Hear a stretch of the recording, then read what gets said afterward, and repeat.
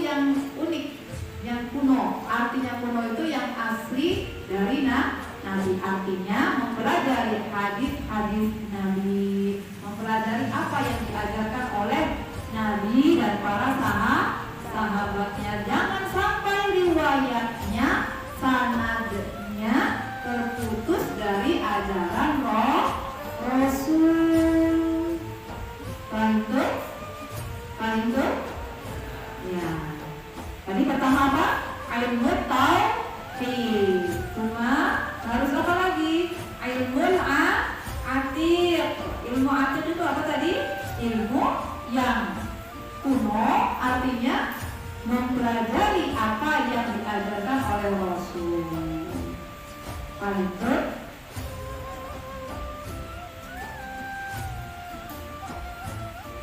Ya. Nanti ketika kita mencari ilmu, jangan sampai kita terjebak oleh perdebatan dalam ikhtilaf, perdebatan dalam perbedaan. Pernah nggak menemui kasus yang berbeda pendapat? Pernah? Ya. Boleh berbeda pendapat asalkan tetap mengikuti riwayat Nabi dengan sanadnya. Jangan sampai debat kusir. Debat kusir itu apa? Berdebat dengan jadal tanpa ada dalil, maka itu akan menyia-nyiakan waktu, akan membuang waktu kita. Jadi tetap saja boleh nanti berbeda pendapat, tapi harus tetap mengikuti sunnah Rasul.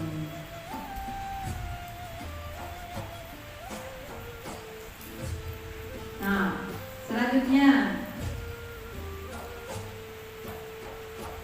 wa amma ikhtiyarul ustaz. Ikhtiyar itu apa? Di ustaz agak ringan ya. Wa amma ikhtiyarul ustaz. Ikhtiyarul ustaz itu apa namanya? Artinya ikhtaru, ikhtiyar. Kata kami, mana ikhtiyar? Mencari atau memilih. Nah, sekarang ada perbedaan sistem pembelajaran. Kalau zaman dulu ini diceritakan juga di dalam kitab ini. Ada di daerah Bukhara, Samarkand, wilayah Bukhara, sekarang itu Uzbekistan. Apa? Uzbekistan. Pernah lihat di globus? Di peta ada? Ada? Ya. Atau seumpama ada juga tradisi-tradisi para ulama. Pernah mendengar ulama siapa? Imam Syafi'i. Beliau dari Madinah mengadakan perjalanan menuju ke Irak, menuju ke Mesir juga, ya kan? Perjalanan beliau luar biasa. Kita masih di sekitar Bogor dan Jawa, nggak apa-apa. Tapi yang Palembang luar biasa ya. Dari Palembang sudah ke Jawa. Nanti maka harus siap-siap nih kita. Siap-siap ke luar negeri. Kalian insya Allah mudah. Kenapa? Karena banyak asatidz dan ustadzatnya yang sudah belajar kemana? Ke luar negeri. Bukan untuk sombong, tapi benar-benar untuk thalabul ilmi. Ya, Masya Allah, ustadzah sampai sekarang belum tercapai. Tapi tetap saja dalam hati tetap harus ada cita-cita ingin belajar thalabul ilmi sejauh-jauhnya dan sekuat-kuatnya. Mudah-mudahan Allah berikan anugerah, ya kan? Beasiswa, keluar negeri atau kemana saja di lembaga yang terbaik. Kembali tadi ceritanya. Ada tradisi ulama, ya, tradisi ulama yang safar, berkelana, mencari guru, mencari tempat dan mencari guru. Seperti halnya tadi siapa? Imam Syafi'i. Setelah belajar kepada Imam Malik, setelah diperkenankan oleh Imam Malik, belajar bersama beliau, kemudian bertanyalah Imam Syafi'i ketika diizinkan untuk berpindah guru. Ingat, diizinkan untuk berpindah tempatnya, berganti guru. Nah, kemudian Imam Syafi'i bertanya, tidak kemanakah saya harus mencari guru? Nah, yang levelnya bagus. Ditunjukkanlah oleh Imam Malik. Ya, Imam Malik tadi gurunya Imam Syafi'i. Kata Imam Malik, pergilah ke Irak. Di sana ada Imam Abu Hanifah. Siapa? Imam Abu Hanifah. Akan tetapi Imam Abu Hanifah telah wafat. Maka di sana ada muridnya Imam Abu Hanifah yang selevel alimnya dengan Imam Abu Hanifah. Maka pergilah tadi Imam Syafi'i ke Irak. Ya, ada tradisinya seperti itu, mencari ustadznya, kemudian mencari di mana daerahnya atau kotanya. Nah, kalau sekarang kita sudah punya sistem, ada lembaganya, kemudian asatidz-ustadznya ada semua beberapa. Kalau dulu tadi dituju, siapa guru yang pertama kali yang akan dituju? Nah, maka kalau kita cari pondok mana yang kira-kira bisa untuk menjadi tempat kita thalabul ilmi dengan baik, ya. Dulu begitu kan, tadi sudah ada niat, ya kan? Sudah ada niat yang baik, maka harus bismillah sungguh-sungguh dan terapkan itu di dalam belajar kita. Tidak boleh ragu-ragu lah tadi. Amma ikhtiyarul ustadi fayambaghi an yaktaro al-a'lamu wal awra'u wal hasan kama ikhtaro Abu Hanifah hina idin. Nah, kalau yang ini ceritanya Abu Hanifah. Kalau tadi Ustazah cerita tentang tradisi mencari tradisi safarnya. Kalau dalam kitab ini menceritakan nih, Abu Hanifah ketika mencari guru bagaimana? Beliau yakhtar al-a'lam wal awraq, sealim-alimnya, sepandai-pandainya guru dicari. Kemudian al-awraq, warok itu yang mampu menjaga sifat kehormatannya, wibawanya. Al-awraq, sebaik-baik sifat apa tadi? Penjagaannya. Kemudian al-asannu. Al-asannu dari kalimat sinnun. Sinnun itu apa? Gigi. Tapi kalau Ustazah bertanya, "Kak, sinnun Kak?" Artinya apa? Berapa usia Kak kamu? Kalau di sini asannu berarti yang paling tua. Yang paling tua. Ya. Tapi bisa kita maknai yang paling tua di sini, tidak harus yang paling kakek-kakek. Nah, dalam maklumat apa? Al-alimu kabirun wa in kana hadatsan. Cuma wal jahilu kabirun wa in kana syaitan. Paham itu? Ya. Seorang alim itu walaupun usianya kecil, tetap dia disebut sebagai syekh, orang tua. Nah, kalau orang bodoh, wajahilu, walaupun dia apa?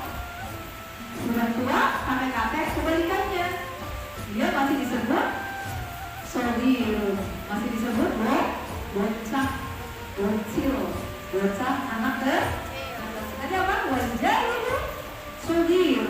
Wa inkana walaupun dia syaikhun. Ya.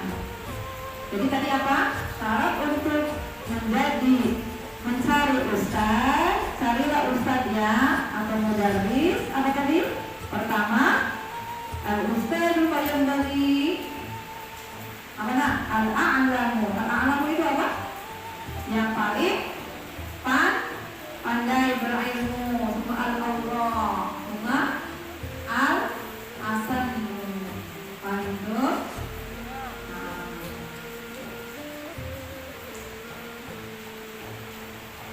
Kama iftar Abu Hanifah hina idin Hammad bin Abi Sulaiman. Siapa? Hammad bin Abi Sulaiman. Abu Hanifah memilih Hammad bin Abi Sulaiman sebagai gurunya.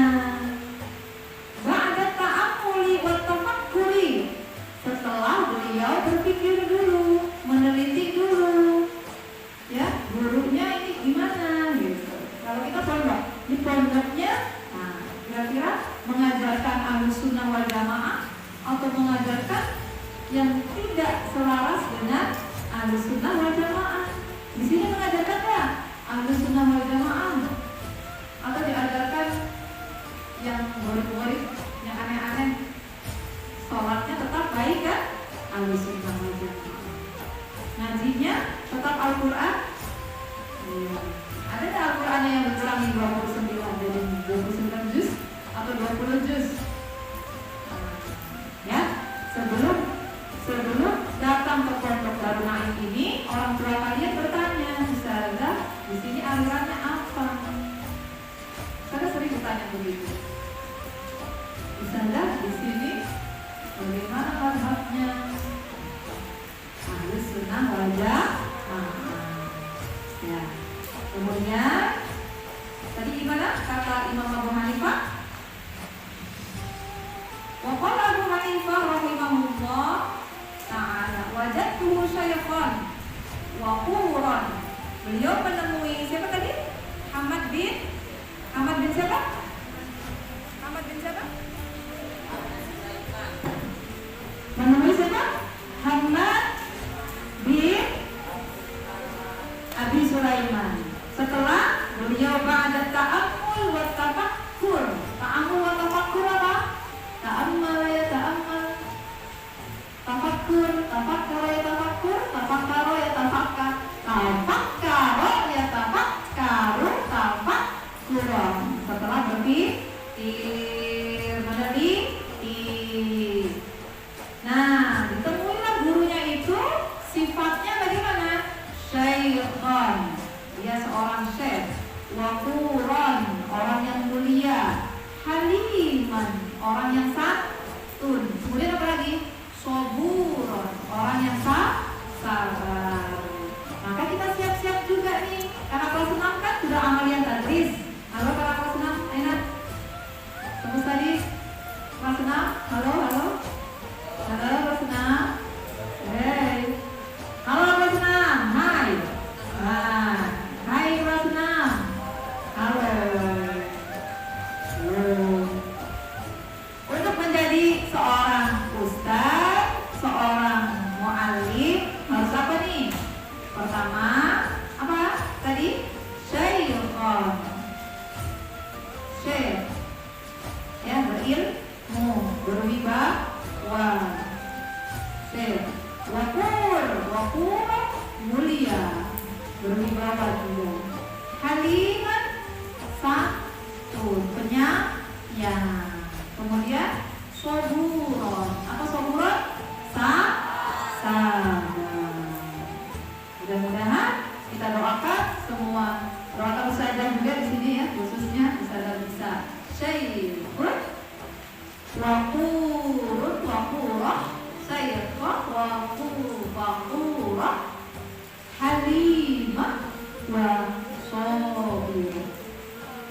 Ya, amin ya rabbal alamin. Kita doakan juga kakak senang kita nanti menjadi muallimah yang apa tadi? Syekh, wakur, cuma halim, halim, cuma apa dia? Sobur.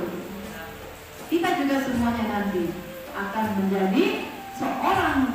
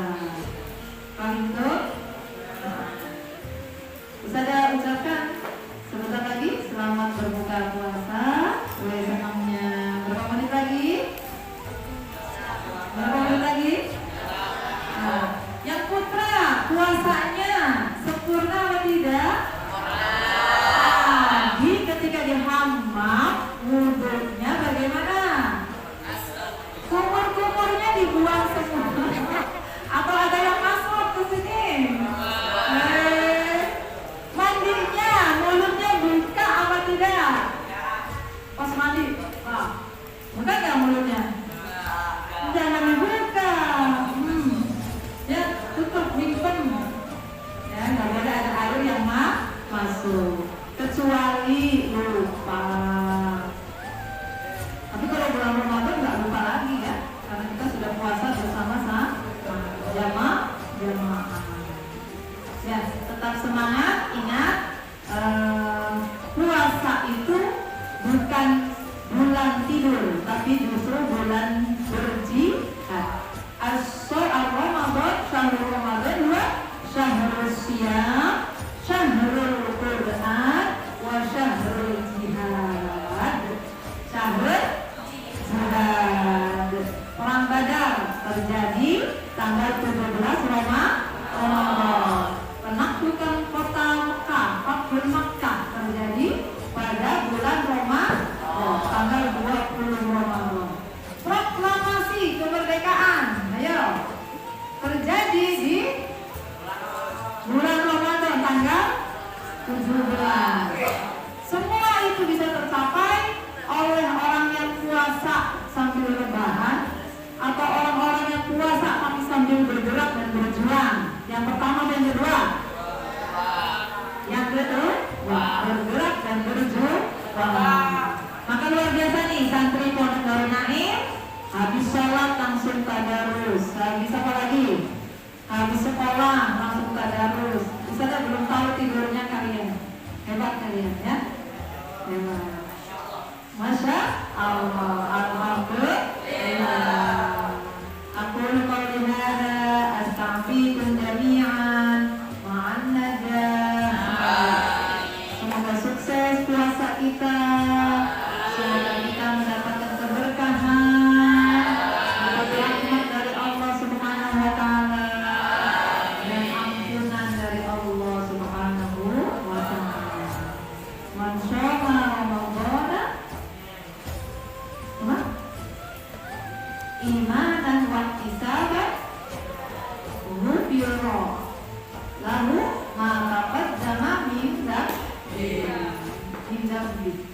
Barang siapa yang berpuasa dengan penuh keimanan dan pengharapan dari Allah, ya, maka Allah akan mengampuni apa? Mengampuni segala dosa-dosanya yang telah lalu. Nah, kita setelah Ramadan ini mudah-mudahan kembali murni dan suci.